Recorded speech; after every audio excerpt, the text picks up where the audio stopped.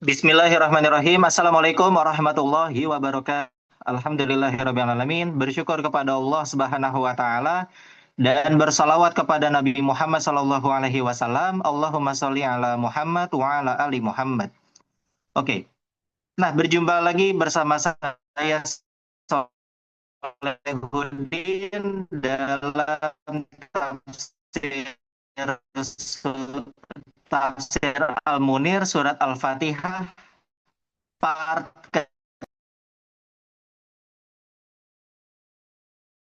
mencuci, terus kemudian menjemur ataupun aktivitas lainnya di depan komputer, dan kemudian sambil berkendara, nyetir mobil sambil mendengarkan eh, sharing-sharing ini. Nah, semoga tetap bermanfaat, tetap apa namanya, tetap tetap bermanfaat, tetap menambah ilmu ya, dan juga tetap produktif dalam aktivitas sehari-hari. Oke, kita akan langsung lanjutkan kembali Tafsir Al-Munir, Surat Al-Fatihah. Di part ketiga ini kita akan bahas tentang fikih kehidupan yang bisa, itu cara memuji Allah.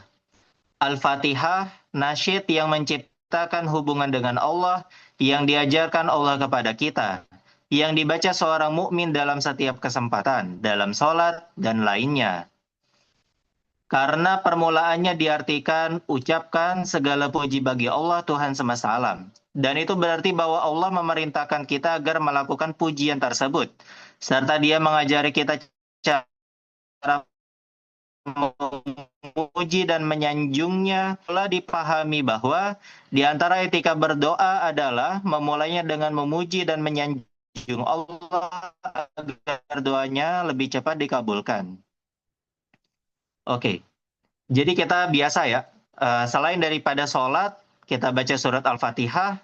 Selain daripada sholat pun juga kita dalam setiap kesempatan. Nah itu dia.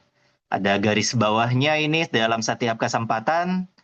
Nah, misalkan dalam acara apapun ya, kita suka, mari kita mulai acara kita pada hari ini dengan membaca surat Al-Fatihah. Baca ada surat Al-Fatihah itu. Nah, selain daripada kebiasaan kita memulai aktivitas kita dalam kebaikan dengan membaca surat Al-Fatihah, yuk kita resapi juga nih apa yang kita telah baca ini, surat Al-Fatihah. Jangan cuma asal baca saja, tapi juga maknai juga arti-arti di dalamnya. Resapi, renungkan. Oke, kemudian nomor dua, bacaan Al-Fatihah dalam sholat. Ada dua pendapat di antara para ulama tentang wajibnya membaca Al-Fatihah dalam sholat. Nah itu, bahkan ada pendapat yang berbeda ya tentang wajibnya membaca Al-Fatihah ini. Oke, walaupun kita tentunya memakai yang Syafi'i, tapi kita coba kita pelajari juga yang lain untuk kemudian kita bertoleransi juga terhadap perbedaan. Yang penting adalah tadi empat imam mazhab ya. Pendapat pertama dipegang mazhab Hanafi bahwa tidak wajib membaca Al-Fatihah. Yang wajib bagi imam dan orang yang sholat sendirian adalah membaca apa saja, yakni membaca apapun, ayat apapun dari Al-Quran. Dengan batas minimal, menurut Abu Hanifah, satu ayat yang terdiri dari 6 huruf. Misalnya ayat 21 surat Al-Muddatsir, yaitu summa nadhar. Meskipun hanya secara takdiri perkiraan. Misalnya hanya ayat 3 surat Al-Ikhlas, lam yalid. Sebab bentuk aslinya adalah lam yulad. Maksudnya lam yalid wa lam yulad. Sedangkan menurut Abu Yusuf dan Muhammad, yang fardu dalam bacaan adalah 3 ayat pendek atau 1 ayat panjang. Mereka berdalil dengan Al-Quran, As-Sunnah, dan Ma'kul. Dalil dari Al-Quran adalah firman Allah Subhanahu wa Ta'ala dalam surat Al-Muzammil ayat 20. Maka bacalah apa yang mudah bagimu dari Al-Quran. Kalau menurut saya sih yang paling mudah sih Al-Fatihah sih. Tapi oke, misalkan Al-Ikhlas itu mudah banget gitu. Tapi itu tadi pendapat dari mazhab Hanafi tidak menjadi landasan untuk kita ya. Kita belajar ini untuk kita menghargai saja perbedaan. Oke. Ini adalah perintah untuk membaca secara bebas. Karena itu, perintah ini dapat terlaksana dengan membaca satu kelompok terkecil yang bisa disebut Al-Quran. Dalil dari As-Sunnah adalah hadis tentang orang yang tidak bagus sholatnya. Dari Abu Hurairah, Rasulullah SAW bersabda yang artinya, apabila engkau menunaikan sholat, berwudulah dengan sempurna, lalu menghadaplah ke arah kiblat, kemudian bertakbirlah. Lalu bacalah apa yang mudah bagimu dari Al-Quran. Hadis riwayat Al-Bukhari dan Muslim. Adapun hadis la sholata liman lam yaqra bi Fatihatil Kitab. Tiada sholat bagi orang yang tidak membaca surat Al-Fatihah diartikan bahwa yang dinafikan di sini adalah keutamaan bukan keabsahan. Jadi arti hadis ini adalah tiada sholat yang sempurna gitu. Jadi yang sempurna adalah membaca Al-Fatihah. Kalau nggak baca Al-Fatihah nggak apa-apa, nggak sempurna. Tapi tadi lagi-lagi mazhab Hanafi ya, lagi-lagi teman-teman sekalian, dalil makul mereka adalah tidak boleh menambahkan sesuatu berdasarkan khabar wahid atau hadis yang disampaikan oleh satu orang yang sifatnya zonni atas perkara yang kefarduannya berlandaskan dalil qat'i dalam Al-Quran. Akan tetapi khabar wahid menuntut wajibnya pengamalan sesuatu tersebut bukan menuntut kefarduannya. Karena itu mereka berpendapat bahwa membaca surat Al-Fatihah hukumnya wajib saja dalam arti bahwa sholat tetap sah tanpa membaca Al-Fatihah. Hanya saja hukumnya makruh tahriman. Makruh yang dekat kepada haram. Lagi-lagi pendapat Hanafi ya. Nah, ditekankan sekali lagi. Ini kita masih membahas pendapat Hanafi.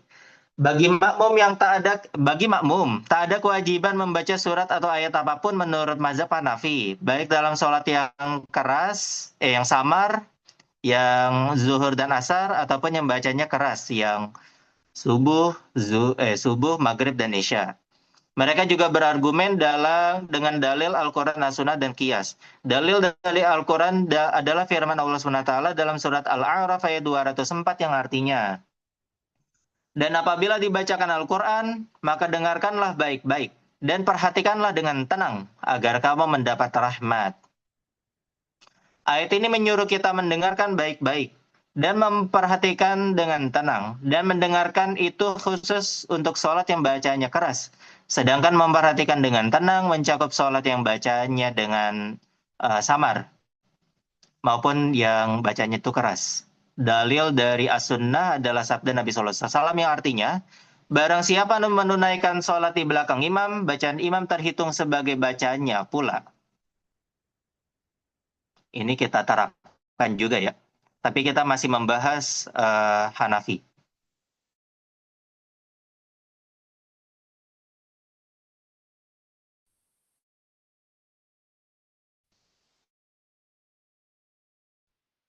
Mazhab Hanafi. Oke.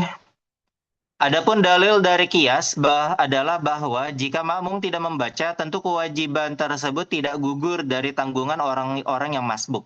Seperti halnya rukun-rukun sholat lainnya. Jadi mereka mengkiaskan bacaan makmum kepada bacaan orang yang masbuk dalam hukum sholatnya. Karena itu bacaan tersebut tidak masyru'. Maksudnya adalah orang yang kemudian mau join sholatnya ketika ruku pun juga sudah termasuk dalam sudah sempurna satu rakaat gitu maksudnya ya, sudah tidak perlu mengulangnya kembali gitu. Oleh karena itu makmum tidak perlu membaca surat pun juga nggak apa-apa. Nah itu juga yang saya yakini juga dan saya terapkan juga ya, kita terapkan juga maksudnya ya gitu. Nah oke, tapi tadi dari atas sampai dari halaman yang sebelumnya sampai yang kalimat yang ini kita membahas tentang pendapat dari mazhab Hanafi. Oke. Pendapat kedua dipegang mazhab Maliki, Syafi'i, dan Hambali. Nah, ini kita nih, Syafi'i. Bahwa wajib membaca surat Al-Fatihah dalam sholat bagi imam dan orang yang sholat sendirian. Dalilnya adalah sabda Rasulullah SAW yang artinya tiada sholat bagi orang yang tidak membaca Al-Fatihah. Mereka mengartikan peniadaan di sini sebagai peniadaan hakikat sholat tersebut. Benar-benar sholatnya itu bukan tentang tidak sempurna, terus kemudian tidak membaca Al-Fatihah berarti tidak sempurna, tidak. Tapi meninggalkan Al-Fatihah itu berarti nggak sholat, gitu. Tidak diterima sholatnya, gitu. Sebab yang asli dan yang paling kuat adalah bahwa peniadaan itu berlaku secara umum. Jadi arti hadis ini tidak ada sholat yang sah yang tidak membaca Al-Fatihah. Sholat yang sah itu hanyalah bagi orang yang kemudian membaca surat Al-Fatihah. Itu yang kita yakini ya. Nah, itu Syafi'i itu. Peniadaan keabsahan sangat dekat dengan peniadaan hakikat. Dalil lainnya adalah sabda Rasulullah SAW yang artinya tidak cukup atau sah sholat di dalamnya yang tidak dibaca surat Al-Fatihah. Dalil selanjutnya adalah perbuatan Rasulullah SAW sebagaimana diriwayatkan oleh Muslim. Dengan disertai dalil dari hadis Al-Bukhari yang artinya, sholatlah kalian sebagaimana kalian melihatku sholat. Al-Qurtubi mengatakan bahwa yang benar di antara pendapat ini adalah pendapat Imam Syafi'i, Imam Ahmad, dan Imam Malik. Bahwa Al-Fatihah harus dibaca dalam setiap rakaat oleh setiap orang secara umum. Menurut mazhab Syafi'i, Al-Fatihah harus dibaca dalam setiap rakaat bagi imam, makmum, dan orang yang sholat sendirian. Baik sholatnya itu sirriyah maupun jahriyah, fardu maupun sunnah. Dalil mereka adalah hadis tidak ada sholat bagi orang yang tidak membaca Al-Fatihah. Dan hadis yang artinya suatu hari Rasulullah SAW menunaikan sholat subuh dan beliau mengalami kesulitan ketika membaca surat. Usai sholat, beliau bersabda, tampaknya kalian membaca di belakang imam. Kami menyahut, benar wahai Rasulullah. Beliau lantas bersabda, jangan berbuat begitu kecuali dalam bacaan Al-Fatihah. Sebab tiada sholat bagi orang yang tidak membacanya. Jadi baca surat Al-Fatihah itu tetap penting ya. Ini adalah nas yang sharih atau jelas yang khusus berbicara tentang bacaan makmum serta menunjukkan kefarduan bacaan Al-Fatihah. Peniadaan ini lahirnya tertuju kepada al-ijza sehingga artinya tidak ada sholat yang cukup atau sah. Dan ini pada akhirnya juga yang sama dengan peniadaan hakikat sholat itu sendiri. Bacaan Al-Fatihah dikecualikan dari nas Al-Quran yang memerintahkan untuk mendengarkannya baik-baik dan memperhatikannya dengan tenang. Sementara itu, mazhab Maliki dan Hambali berpendapat bahwa makmum tidak membaca Al-Fatihah dalam surat jahriyah. Akan tetapi disunahkan baginya membaca dalam surat sirriyah. Karena perintah Al-Quran untuk mendengarkan dan memperhatikan bacaan Al-Quran khusus berlaku bagi sholat jahriyah. Dengan dalil hadis dari Abu Hurairah yang artinya, suatu ketika usai mengerjakan suatu sholat yang bacanya jahar atau keras, Nabi SAW bertanya, apakah tadi di antara kalian yang membaca bersamaku? Seorang laki-laki menyahut, ya wahai Rasulullah. Lantas beliau bersabda, pantas saja. Tadi aku merasa heran, mengapa aku disaingi dalam membaca Al-Quran? Sesudah mendengar teguran dari Rasulullah SAW ini, akhirnya orang-orang tidak lagi membaca Al-Quran bersama beliau dalam sholat yang bacaannya dilakukan secara jahar atau keras. Hadis riwayat Abu Dawud, An-Nasa'i, dan At-Tirmizi. Hadis ini secara jelas menunjukkan kemakruhan membaca Al-Quran bagi makmum dalam sholat jahriyah. Adapun dalil mereka atas kesunahan membaca dalam sholat sirriyah adalah sabda Nabi SAW, yang artinya apabila kau membaca dengan suara samar, silakan kalian membaca pula. 3. Menghayati makna-makna Al-Fatihah. Orang yang sholat harus meresapi semua makna Al-Fatihah bahwa Allah lebih agung dari segala hal yang agung, lebih besar dari segala sesuatu, bahwa sanjungan yang bagus hanya layak diberikan kepada Allah Subhanahu wa Ta'ala, sebab Dialah Tuhan pencipta alam semesta dan pengatur segala urusan makhluk di alam ini, bahwa rahmat Allah bergandengan dengan keagungan, kekuasaan, dan pengaturannya semata pada hari perhitungan. Hanya dialah yang pantas disembah, dan hanya darinya dimintai pertolongan untuk beribadah dan untuk segala urusan.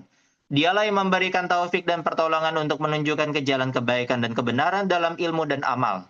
Dalam bermunajah, orang mukmin punya contoh teladan yang bagus, yaitu mereka yang dikaruniai Allah dengan iman dan amal solih, yakni para nabi, siddiqin, yaitu orang-orang benar, orang-orang yang mati syahid, syuhada, dan orang-orang solih, solihin.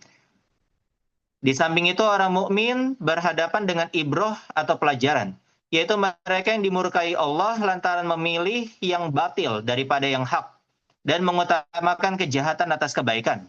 Juga pelajaran berupa orang-orang yang tersesat dari jalan kebenaran dan kebaikan akibat kebodohan mereka, yang perbuatan mereka dalam kehidupan ini tersia-sia, sedangkan mereka menyangka bahwa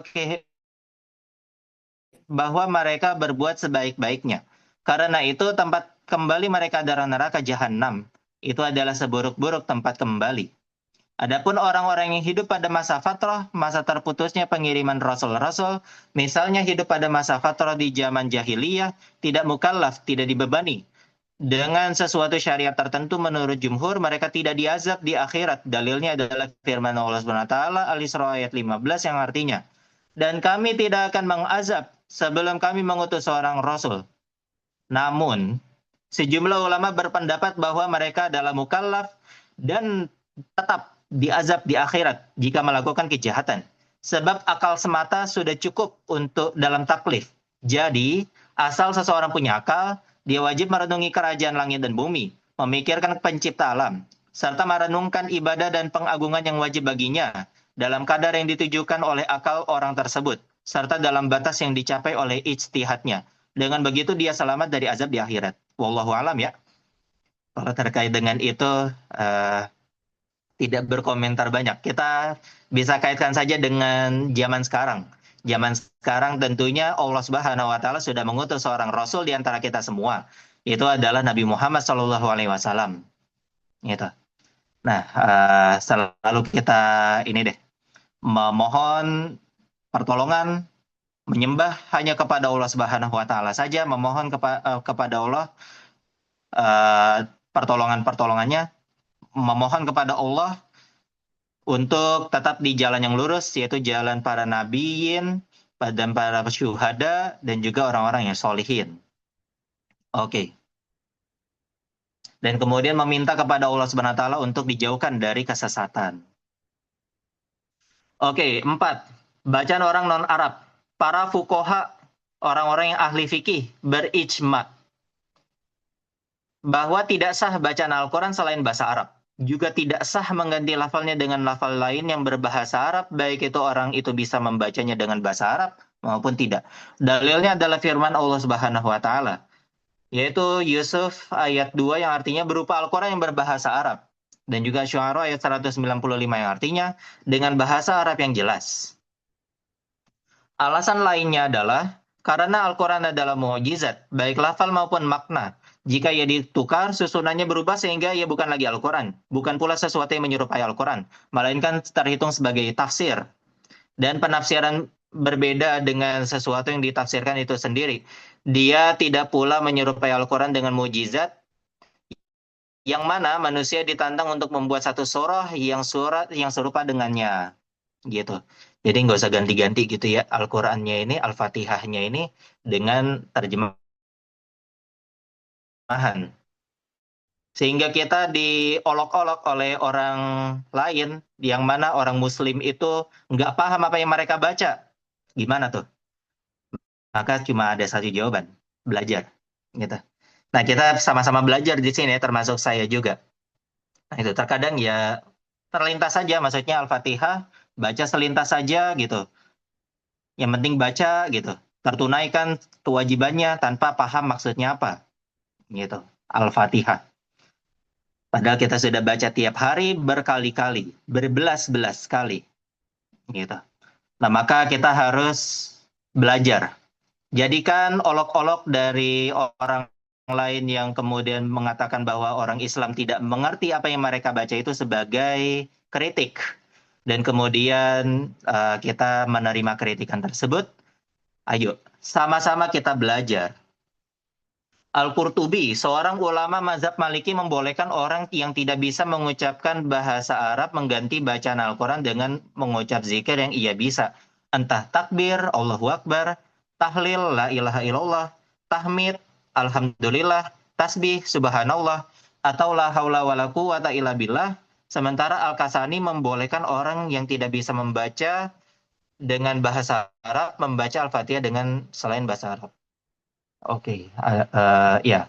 Kalau kita tentunya nggak ikut-ikut ini ya, nggak ikut ulama-ulama yang ini, kita mengikut ulama kita, yaitu eh, tidak bisa diganti itu surat Al-Fatihah dengan diganti menjadi terjemahan, nggak bisa. Oke, 5. Bacaan amin oleh orang yang solid. Orang yang sholat. Semua ulama bersepakat bahwa orang sholat sendirian membaca amin. Adapun imam membaca dengan suara samar menurut Abu Hanifah dan menurut pendapat yang rojih dalam mazhab Maliki. Sebab ini adalah doa.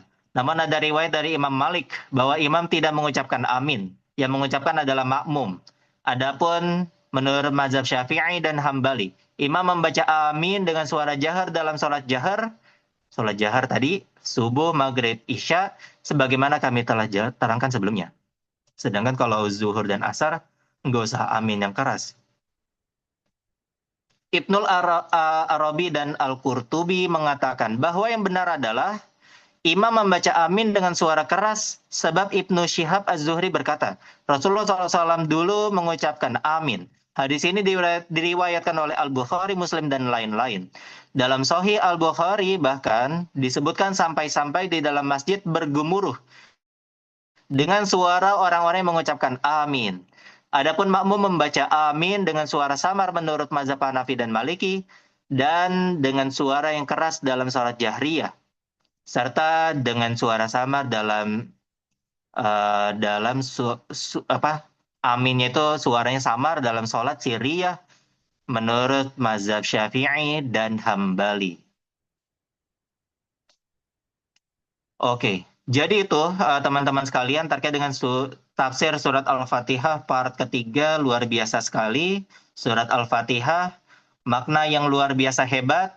Kita perlu untuk mengetahui ini, tafsir ini, gitu. Nah, jadi kita sama-sama belajar gitu ya. Gitu, dan merenungi kembali, meresapi kembali apa yang kita sudah baca, sehingga kita bisa menjawab kritikan misalkan orang-orang yang mengatakan bahwa orang Islam itu tidak paham dengan Al-Quran, dengan kemudian kita belajar, sama-sama kita renungi bacaan yang kita telah baca. Oke, maka demikian ngaji kita pada hari ini, surat Al-Fatihah, tafsir surat Al-Fatihah part ketiga. Subhanakallahumma wa bihamdik, asyhadu an la ilaha illa anta, astaghfiruka wa atubu ilaik. Wassalamualaikum warahmatullahi wabarakatuh.